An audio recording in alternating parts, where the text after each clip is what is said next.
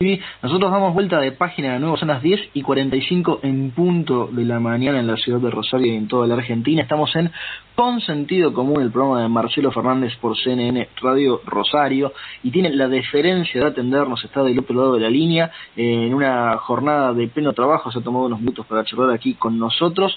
Es el doctor Daniel Herbeta, ustedes lo conocen, es marca registrada su nombre y su apellido, es juez, es ministro de la Corte Suprema de Justicia de la provincia de Santa Fe. A la postre fue profesor mío en la Facultad de Derecho de la Universidad Nacional de Rosario, así en Derecho Penal 1, si yo no me confundo, eso fue en el año 2010, sí, fue profesor mío. Tuve también el placer de uno de mis más grandes honores de recibir la medalla de la Corte de sus manos allí por el promedio, así que es un honor tenerlo al doctor Herbeta al otro lado. Doctor Herbeta, ¿cómo anda? Garrett Edwards aquí lo saluda. ¿Qué tal? ¿Cómo está? Muy bien, y bueno, también el honor es mío y qué lindo recuerdo, ¿no? Fundamentalmente para un profesor, no hay mejor recuerdo no hay mejor elogio, digamos, que el recuerdo de un alumno, ¿no? Así que bueno, buen día a todas y a todos y a disposición. Doctor Herbeta, le consulto primero por un tema que usted hace varios años que viene investigando, que viene analizando, que le ha dedicado tiempo y que quizá en los medios de comunicación no se le dedica justamente, a pesar de que sea paradójico, el tiempo suficiente. ¿Usted ha estudiado bien el tema de los medios de comunicación y algo que se llama hiperinflación del poder punitivo? ¿Qué es esto de la hiperinflación del poder punitivo? En realidad es un tema que ha sido materia de abordaje desde hace ya varios años en muchas universidades, no solo argentinas, sino fundamentalmente también europeas. Es un fenómeno, digamos, que, para ser muy sintético, en el año 2014-2015, a poco de haber sido nombrado Papa, el Papa Francisco, precisamente él publicó un documento vinculado a esta cuestión, denunciando, digamos, esta tendencia, producto, digamos, un poco de este mundo globalizado, esta tendencia a suponer o a imaginar que cualquier problema, cualquier tipo de conflicto puede resolverse siempre apelando a una ley penal. Y el Papa decía, bueno, esto es lo mismo como si se pretendiera con un mismo y único remedio curar todas las enfermedades. Pero bueno, claro, es un fenómeno de política criminal que me parece tiene un sentido mucho más simbólico que instrumental, y que ha sido, digamos, en alguna medida abusivamente utilizado por la política como una forma de respuesta a problemas que no se pueden solucionar. Es decir, ha habido en el mundo, y en la Argentina particularmente también, un crecimiento exponencial de la legislación penal, un crecimiento muy grande de conflictos a la intervención punitiva del Estado, que no tiene correlato con niveles de eficacia alguno, ¿no? Porque fíjese que nosotros hemos sancionado muchas leyes penales, más de 10 leyes vinculadas al lavado de dinero, hemos aumentado las penas de todos los delitos, hemos aumentado los mínimos de las escalas penales para evitar la excarcelación. Y no parece servir, ¿no? ¿Cómo?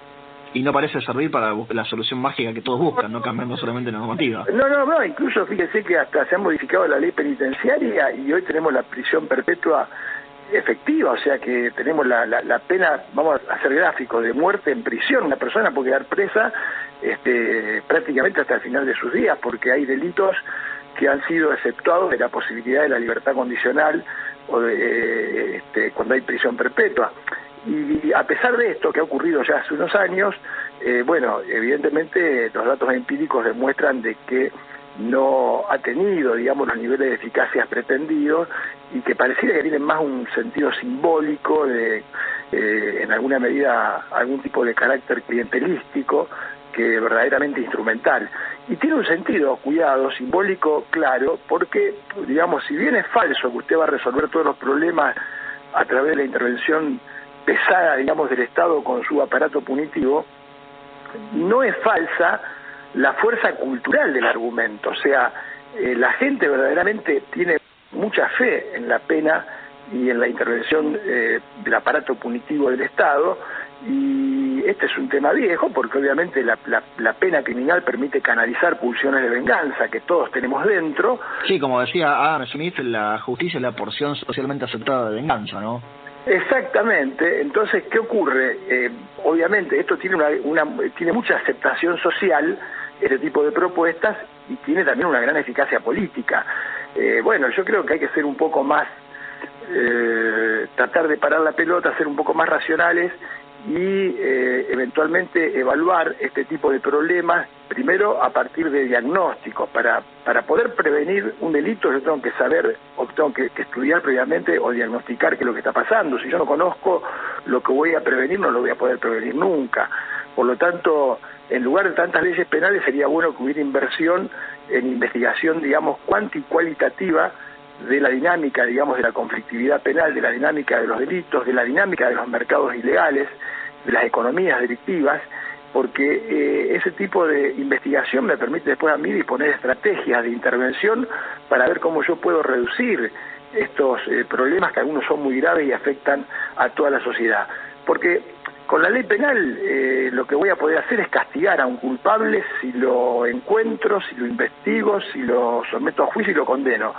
Pero cuando la ley penal interviene, ya el daño está causado. Claro, ya es tarde.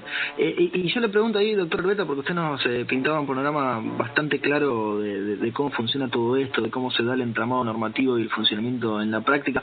Ahora también uno ve, por una serie de motivos que, digo, escaparían al tiempo que tenemos hoy para la charla, que muchas veces termina sucediendo que un caso, a lo mejor hasta llegar hasta la Corte Suprema de Justicia de la Nación, se toma su tiempo porque, digo, los juicios tardan y demás, y esto. Ahora, muchas veces termina pasando con los casos penales, corrígame si me equivoco, doctor Urbeta, que se utiliza la prisión preventiva como un paliativo de la demora que tardan las causas en tramitarse. Es decir, se dicta una medida cautelar de libertad. ¿Usted cómo lo ve eso? Bueno, acá hay dos problemas graves. Uno es la trazabilidad de los procesos. Es inaceptable que nosotros naturalicemos que haya procesos penales, pero también civiles, que duren años. Esto es inaceptable. Lamentablemente los operadores del sistema de justicia parece que nos acostumbramos. Yo siempre doy un ejemplo. Si nos pagan 10 días tarde el sueldo, ahí tenemos noción del nombre de alienación intercrítico. Entonces este es un problema grave. Y ese problema va asociado a otro problema grave, que es la utilización de la prisión preventiva prácticamente a modo de una respuesta frente a la sociedad y a modo de una pena anticipada. Y fíjense que es tan así que si usted a una persona la detiene inicialmente en un proceso y luego de una investigación de un mes, 2 meses, el juez advierte que no hay motivos para tenerlo detenido y lo libera, la gente denuncia impunidad. ¿Y por qué la gente denuncia impunidad? Porque la gente ve y asume algo que es real, que es una utilización que debería ser más excepcional, más reducida a casos muy puntuales y graves, una utilización abusiva de la prisión preventiva. Llegar muchísimo estos problemas, pero la mayoría de la Argentina sigue manteniendo estructuras judiciales que hemos heredado de la época de la colonia. Entonces, ¿cómo vamos a darle respuesta a la gente? Por ejemplo, en el fuero civil, en el fuero comercial, en muchas justicias penales, incluso a nivel federal, que no ha habido reforma. ¿Cómo le vamos a dar respuesta a la gente en el siglo XXI, en un tiempo razonable, si tenemos todo un sistema de organización, una matriz de época de la colonia? Y en esos cambios y en esas modificaciones, doctor Urbeta, porque fue lo que se discutió bastante en su momento cuando salió la normativa, pero luego terminó quedando, digamos... El que está evidenciado en la cantidad de integrantes de la fuerza policial, que los hay muchísimos, que obviamente cumplen con su labor, son personas como cualquier otro ámbito, cualquier otra profesión, pero está evidenciado por la cantidad de integrantes de la agencia policial que están sometidos a proceso o que han sido condenados por sus vinculaciones con algunas estructuras o organizaciones en la Constitución desde 1853 y ha sido ratificado en los pactos internacionales y supone de que toda persona, todo ciudadana o ciudadano se considera inocente hasta tanto una sentencia definitiva y firme destruya ese estado de inocencia a través de una condena. De modo que hasta tanto ello ocurra, la persona sigue siendo inocente. Bueno, lamentablemente por distintos motivos y un poco también a los medios de comunicación, en general, frente a una denuncia y la eventual amplificación pública de esa denuncia, a veces la amplificación pública de una denuncia es selectiva, no siempre se amplifican públicamente todas las denuncias que existen, o frente a la descarga, digamos, de mucha sospecha o de imputaciones respecto de una persona, la sociedad naturalmente, digamos, tiene una tendencia allá prácticamente a asumir que la persona es culpable. Y en esto viene un tema que usted mencionó, que es el tema de los medios de comunicación. Nosotros tenemos, en fin, los medios... a veces complican, ¿no? Digo, si no hacen un tratamiento serio. Pues claro, porque el problema es que a veces los medios de comunicación es lo que se llaman los juicios paralelos, ¿no? A veces el juicio de la prensa es un juicio muy rápido, normalmente. Y sumarísimo. Claro, y no se compadece con los juicios, con la trazabilidad de los juicios, lamentablemente, de la justicia. Entonces, bueno, a veces la prensa tiene estas cuestiones, y en este tema, mire, la calidad de una democracia depende hoy más que nunca de dos grandes campos. Uno es el campo judicial y el otro es el campo de los medios de comunicación, el campo de la comunicación. O sea, yo creo que hoy más que nunca necesitamos una justicia independiente, pero también necesitamos una prensa independiente. Entonces, a veces la concentración exagerada a nivel de medios de comunicación puede producir algunos efectos negativos, digamos. No es normal, esto no pasa en ningún país desarrollado del mundo occidental, de que uno pueda acaparar, digamos, sin límite alguno, todo tipo de medios de comunicación, audiovisuales, escritos, virtuales, redes sociales, etcétera, sin límite alguno. Y no es tampoco aconsejable, porque en una república cualquier concentración de poder, no solo hablo del poder político o del poder, sí, o de cualquier concentración de poder, digamos, tiene un sentido antirrepublicano. En general, una república lo que busca es programar una distribución del poder de modo de que nadie pueda hegemonizarlo. Entonces, bueno, el tema de los medios es un tema relevante, y me parece muy buena la inquietud y la pregunta, y tiene mucho que ver con esto que estamos hablando, ¿no? Usted está muy atento, doctor Orbeta, porque la última pregunta, y no le robamos más tiempo porque sabemos que tiene que seguir con la jornada, es una que yo hago en mi ciclo que se llama La Inquietud. Dijo justo La Inquietud y fue como la señal para conectársela. Usted es una persona con muchas inquietudes, a más de las jurídicas. ¿Qué inquieta a Daniel Orbeta? Bueno, hoy verdaderamente me inquieta y me preocupa la situación que estamos atravesando fundamentalmente en nuestra región y particularmente en nuestra ciudad. Me genera un poco de pesimismo y me inquieta de que la política, digamos, en alguna medida no pueda darse un espacio de consenso como para sacar de la agenda electoral algunas cuestiones problemáticas que afectan a todos nuestros ciudadanos, y poder darse una estrategia a mediano y a largo plazo. Me inquieta mucho porque yo tengo hijos, tengo nietos, y bueno, estamos viviendo una situación bastante complicada, y me da la impresión de que esto no se va a arreglar, obviamente, ni en 6 meses ni en un año, y esto requiere, digamos, un fuerte compromiso, digamos, de los actores políticos y de los actores institucionales, entre los cuales yo me involucro, y nosotros como integrantes del Poder Judicial también tenemos nuestra responsabilidad.